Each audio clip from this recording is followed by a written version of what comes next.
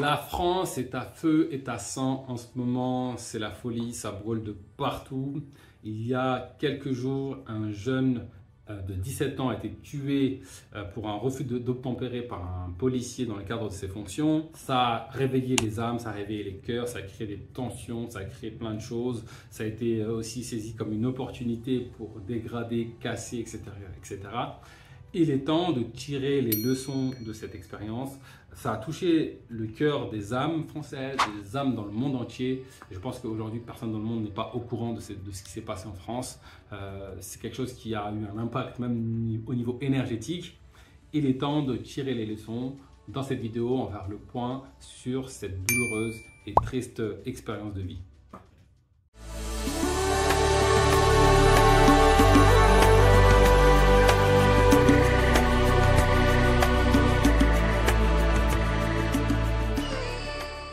Bonjour et bienvenue dans Enquête spirituelle, la première chaîne qui traite en profondeur des réalités spirituelles. Je m'appelle Bakary Niakhaté. Ici, je te parle de connaissance de soi et du divin, car c'est en s'éveillant sur ces questions que nous, l'humanité, allons bâtir un monde meilleur, nous rapprocher du divin et réussir notre passage sur Terre. Donc si toi, si tu veux grandir intérieurement, si tu veux t'éveiller spirituellement, je vais t'inviter à faire deux choses.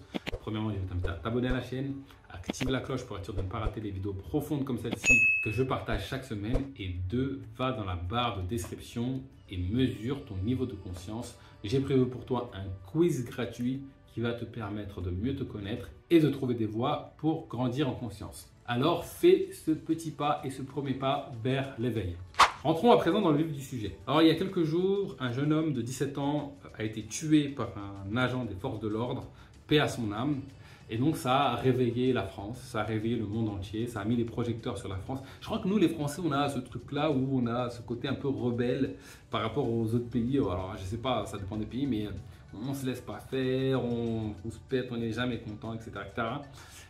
Et ça s'est un peu manifesté ici. Et quand il se passe quelque chose en France, le pays de la Révolution, le pays des droits de l'homme, eh ben, tout le monde entier met les projecteurs sur la France. Surtout que c'est un événement voilà, qui est très très touchant. Moi j'ai 3 enfants et clairement perdre un enfant, tout parent veut partir avant ses enfants en fait. On veut partir avant ses enfants et quand on part, on veut que nos enfants aient trouvé leur voie, ils sont bien dans leur vie, ils ont pris leur cheminement, etc. etc. Alors ça, c'est pas dans notre main. Il faut lâcher prise par rapport à ça parce qu'on se torture l'esprit, mais ça, c'est un autre débat que nous n'allons pas traiter dans cette vidéo.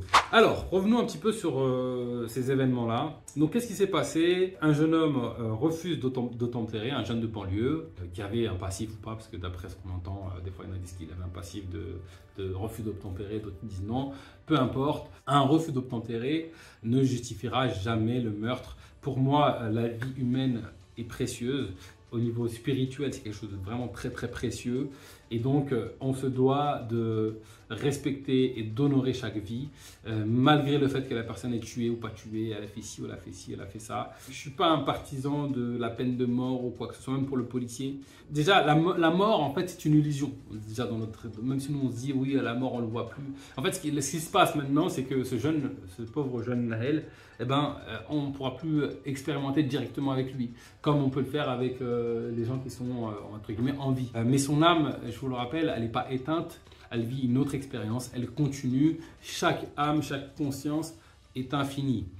Donc leur cheminement ne s'arrête pas au fait qu'on meurt. La mort, en fait, c'est pas la fin, c'est une transition, c'est un passage d'un état de conscience à un autre, d'une expérience à une autre. Ce jeune homme décède et du coup ça réveille un petit peu tout le monde. Les banlieues parisiennes, la colère des humains se réveille tout de suite parce que injustice, toujours les mêmes qui prennent, les gens de banlieue qui sont pris pour cible. C'est pas la première fois qu'il y a un refus d'obtempérer. En plus, apparemment il y a eu des faux en termes de déclaration et donc ça a suscité la colère qui est légitime de la population.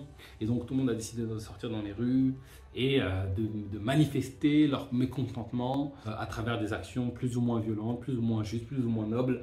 Mais il y avait un truc, il fallait exprimer quelque chose. Mais après, quand on observe un petit peu les choses, l'expression de l'injustice un petit peu est sortie de son cadre. Pour moi, ce qu'on a vu en France ces derniers jours dépasse le cadre de ce jeune parce que quand on arrive à des situations où on va piller, on va casser, brûler la voiture d'un jeune travailleur, il y a eu un moment donné, il y a eu cette volonté de brûler pour brûler, casser pour casser, détruire pour détruire.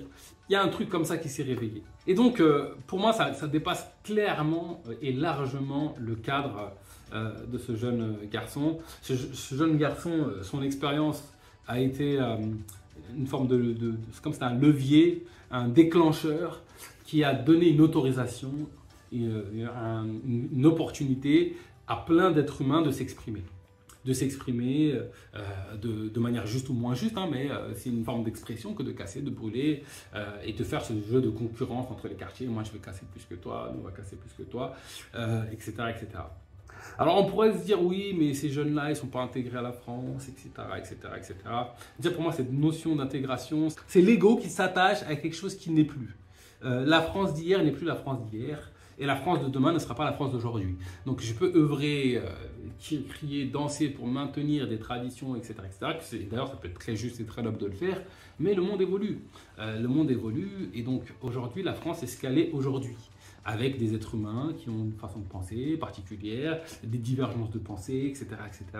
Alors peut-être qu'il n'y a pas communion ou accord, il y a une multiplicité d'états d'esprit, ça c'est clair et net. Peut-être qu'un jour on arrivera à une France rêvée dans l'esprit de quelqu'un où tout le monde pense pareil, et tout le monde est pareil, etc. etc. J'en doute un petit peu, mais aujourd'hui c'est comme ça. Dans la France, il y a des Français qui sont blancs, il y a des blacks, il y a des beurs, il y a des asiates, il y a des courants de pensée différents, il y a des inégalités, il y a du racisme, on peut le dire ou non, mais c'est comme ça.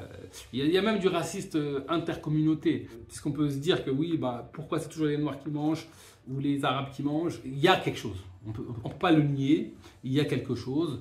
C'est peut-être pas un raciste aussi profond qu'à l'époque de l'esclavage, il y a quelque chose. Il y a une forme d'inégalité dans le sens où on va qualifier de supérieur la race blanche par rapport à l'arabe arage ou on va dire de plus civilisé ou une forme de favorisation. Moi, je le vis dans mon quotidien, je l'ai vécu dans ma vie. C'est pas profond, ça m'empêche pas de vivre, ça m'empêche pas d'être heureux, ça m'empêche pas de réaliser mes projets parce qu'on peut tout faire malgré les circonstances. Mais il y a quelque chose. Un black va avoir beaucoup moins de chances d'avoir un logement qu'un blanc ou un travail, etc., etc. Et puis même entre nous, moi j'ai discuté il y a quelques années avec un cousin et il me disait, moi j'achèterai jamais une voiture à un noir ou un arabe. Et je lui dis, mais t'es débile ou quoi? Il me dit, mais non, parce que les mecs qui sont pas sérieux. Alors peut-être que c'est vrai, peut-être que c'est faux. Je pense qu'il n'y a pas de généralité, il y a des cons partout, il y a des bêtes partout.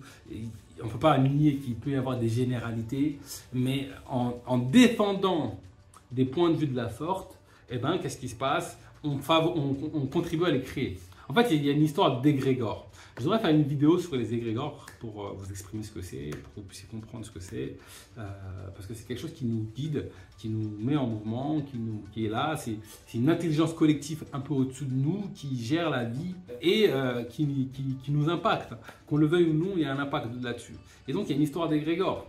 L'égrégore, en gros, pour faire simple, c'est une pensée collective qui crée une entité en réalité, qui n'est pas physique, qui est de l'ordre, on va dire, plutôt énergétique et qui peut être plus ou moins consciente, entre guillemets, et plus ou moins autonome dans ses choix ou dans cette capacité à nous influencer. Et les égrégores, alors souvent on dit on les crée, en fait on ne crée pas les égrégores. Je ferai une vidéo là-dessus pour compléter celle-ci. L'égrégore, tout existe en fait. Tout est un, Dieu c'est tout, c'est l'infini. Donc les égrégores, ils existent. Quand un collectif pense de manière commune, eh ben, ça crée une force qui appelle cet égrégore dans notre vie. Et donc, il y a l'égrégore sociétal de nous, les banlieusards, on est comme ci, on est comme ça, on est comme ça, on est comme ça. Et que tu le veuilles ou non, si tu as un enfant noir arabe, il est aspiré par cet égrégore. Et donc cet égrégore, il fait que, je l'ai vécu personnellement, tu as peur de la police alors que tu n'as rien fait. Tu as peur de la police alors que tu n'as rien fait. Moi, je me suis surpris il y a quelques années, je travaille encore là-dessus, je ne sais pas si c'est vraiment parti totalement, mais je roule tranquillement dans ma voiture, tout en règle, papier en règle, etc. Il y a une voiture de police qui passe, je suis en panique. J'ai rien, il n'y a rien, je suis en panique. Je suis pris par cet égrégore qui fait que je corresponds à cet égrégore. Alors, on n'est pas esclave des égrégores, on peut s'en libérer. C'est plus ou moins difficile en fonction de l'égrégore parce que plus il est alimenté par des gens bah, plus il est présent et plus il a un pouvoir sur nous, mais on peut toujours s'en libérer. Et donc, si on regarde par rapport à la société, il y a cet égrégore qui fait que bah, quand tu es banlieusard, tu as moins de droits, moins de chances, tu es un peu inférieur, la police il te tape dessus, etc. etc., etc. Et donc, toi, tu es influencé par cet égrégore, mais aussi les policiers sont influencés par cet égrégore, mais aussi les autres humains. Et donc, il y a aussi un égrégore au niveau de la police, où quand tu es policier, surtout en banlieue, ben, ton ennemi, c'est les banlieusards, entre guillemets, c'est les délinquants, entre guillemets. Et voilà, et souvent, ça rentre dans les critères de noir, arabe, etc., etc. Il y a ce truc-là, à la police, où on t'a donné un pouvoir. Tu as un pouvoir, tu as une arme à feu, tu représentes l'autorité. Je ne sais pas si vous avez vu des policiers, ils ne se comportent pas comme tous les humains, mais parce qu'ils rentrent dans un moule, ils sont habités par cet égrégore, ils donnent leur accord, parce que de manière consciente ou inconsciente, mais ils sont habités par cet égrégore. Et donc quand tu es policier, eh ben, tu as une posture un peu hautaine, tu te sens un peu au-dessus de la loi, au-dessus des lois. Et donc, quand tu rentres dans ce truc-là, ben, tu es pris. Tu vois, c'est comme quand on dit on est galvanisé par la foule. Eh ben, les jeunes sont galvanisés par la foule des jeunes et les policiers sont galvanisés par la foule des policiers. C'est-à-dire que le fait qu'il y ait des pensées qui convergent vers une même idée crée une intelligence collective, un égrégore, une conscience au-dessus, plus grande, beaucoup plus puissante que la somme des parties, qui influe. Et donc, on est face à ces deux égrégores qui se rencontrent et qui interagissent. Quand un policier tue ce jeune, c'est ça qui se passe. Le jeune, il se dit, moi, je suis foutu. Moi, quand je vois les images, alors je ne sais pas, mais il se dit, mais je suis mort, en fait. Je suis mort et si je ne m'enfuis pas, je pense qu'il s'est enfui pour sa vie. Quand je regarde les images et quand je rentre dans la psychologie d'un jeune banlieusard de 17 ans qui ne connaît pas tout sur la vie, parce que quand tu as 17 ans, tu ne connais pas tout sur la vie, hein, et ben, tu te dis, bah, je suis foutu. Il a son âme pointée dessus, toutes les histoires qu'on a entendues qui circulent, etc. etc. Mon cousin, l'autre fois, on a plein d'anecdotes, il y a plein d'anecdotes. Il se dit, moi, si je ne me barre pas, je suis mort. Et policier, il est galvanisé par son truc, il est un peu chauffé par son collègue. Et pour lui, voilà, je suis supérieur. Tu ne désobéis pas à l'autorité. Je représente l'autorité. T'es fou, quoi. J'ai rien à craindre, c'est moi l'autorité. Et ben, il s'offre la liberté de commettre cet acte injuste. Et je pense que ce policier, aujourd'hui, avec le recul, il s'en mord les doigts. Parce que quand tu prends du recul, tu sors de l'influence de cet égrégore. Que ce soit pour le jeune ou nous, quand on regarde, mais il est con, il a dû faire ci, quand tu es pris dedans et que tu n'as pas assez de recul, que tu as la tête dans le guidon, c'est presque ça te dépasse. Tu n'es pas irresponsable, tu restes responsable. Le jeune reste responsable du fait d'avoir appuyé sur l'accélérateur. Le policier reste responsable du fait d'avoir tiré sur le jeune. Mais tu sors il y a un truc qui tu sors de toi, en fait. Il y a ce combat d'égrégore qui fait que le jeune s'enfuit, le policier lui tire une balle dessus. Qu'est-ce qu'on peut en tirer comme conclusion par rapport à ça? Déjà, il faut reconnaître que nous sommes influencés par des schémas de pensée tout préfabriqués, par des égrégores, et qu'on peut en sortir. Parce que en prenant conscience, en prenant du recul et en choisissant quel égrégore je vais alimenter. Parce que plus je vais croire en un égrégore, plus je vais penser à un égrégore, plus je vais lutter contre un égrégore, plus je le renforce. C'est comme ça que ça se passe. C'est la vie, c'est comme ça. Si je pense que moi, nous les Noirs, on est toujours pris en dessous, on n'a aucune chance de la société, eh ben je donne du pouvoir à cet égrégore, je lui dis viens dans ma vie, prends plus de place et il m'influence. Et du coup, dans mon expérience de vie, je vais avoir des micro-actions, des micro-choix, des directions qui vont venir alimenter ce truc-là. Et quand je vais poster dans un poste, non merci, non merci, non merci, non merci. Alors que si je décide de prendre du recul, de prendre de la hauteur, et beaucoup l'ont fait, eh ben, je peux sortir de cet égrégore avec plus ou moins de facilité et m'ouvrir à des choix, croire que tout est possible, croire que je peux y arriver, etc., etc. Ce que je veux dire là, c'est que cette histoire nous rappelle la force des égrégores, leur impact dans notre vie, et la force du groupe, parce que c'est ce qui s'est passé. Hein. Il y a un groupe, je veux dire, là aujourd'hui, autour de Naël et le fait de casser, et tout de suite il y a un égrégore qui s'est créé. Et d'ailleurs, quand on parle d'égrégore, souvent on a cette image de se dire que c'est des trucs très anciens, trucs bien solides, etc. Mais quand il y a une émotion forte, en très peu de temps, tu peux créer un égrégore très fort. Et donc là, il y a un truc très fort qui s'est créé autour de Naël, etc. Et même autour de la revendication, autour du fait de s'offrir l'opportunité, la possibilité de casser. Les égrégores sont là, ça fait partie de la vie, ils sont invisibles, ils ont une intelligence plus ou moins grande, ils sont plus ou moins puissants en fonction de comment on les alimente.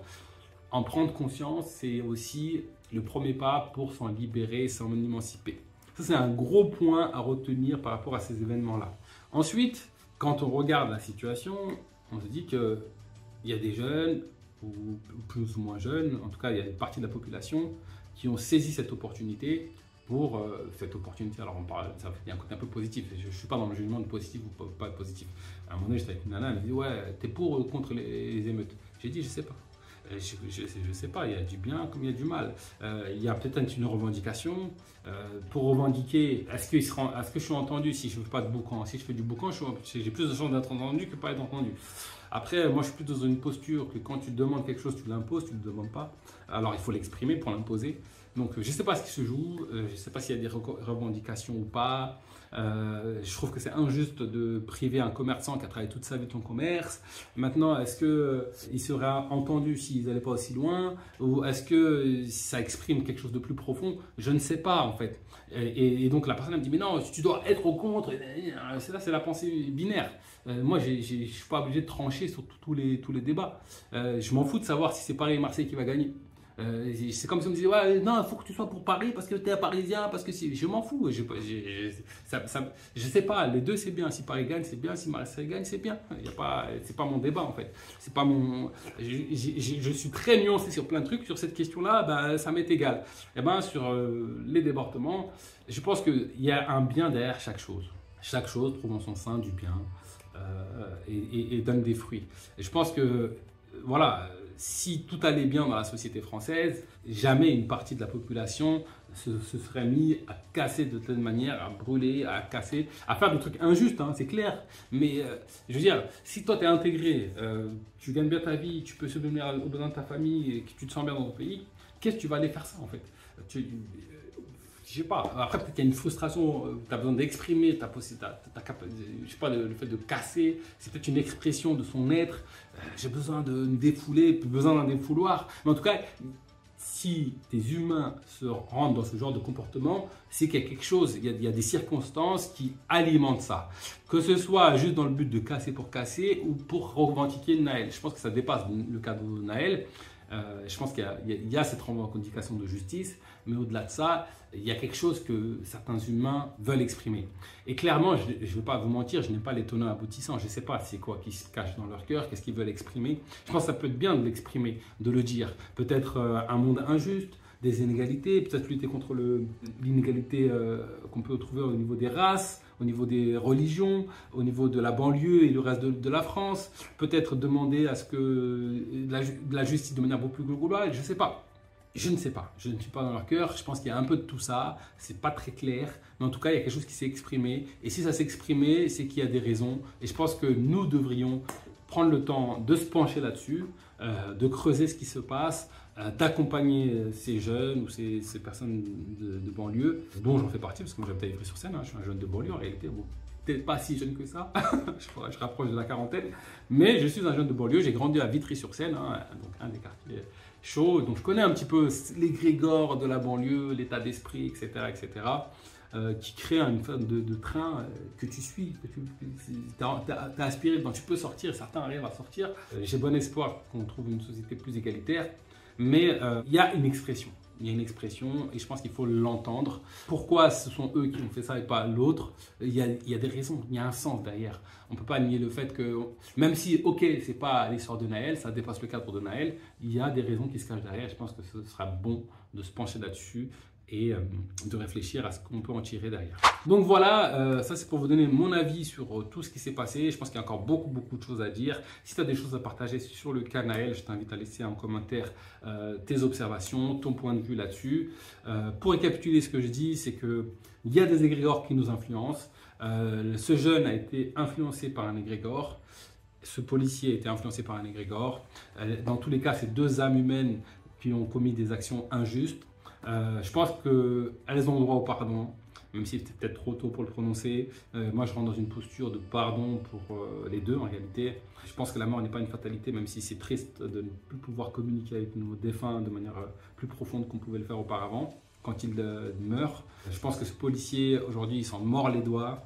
Il a 38 ans, je pense qu'il a gâché sa vie. Il s'est laissé prendre par un truc. Les égrégores sont là, ils sont présents. Il y a des leçons, il y a des raisons qui ont poussé à ces actions-là. Je pense qu'il faut prendre le temps de se poser, de creuser pour pouvoir réfléchir aux véritables raisons qui font qu'on a ce résultat-là. Si on a un résultat, c'est qu'il y a des raisons. Si on souhaite le résoudre, ou peut-être qu'on veut rester dans ça, mais si on souhaite le résoudre, il va falloir se pencher là-dessus pour pourquoi pas créer une société beaucoup plus juste. Voilà, c'est tout pour aujourd'hui. Si cette vidéo t'a plu, comme d'habitude, pouce bleu, like, partage un maximum et je te donne rendez-vous très vite pour du nouveau contenu autour de l'éveil spirituel.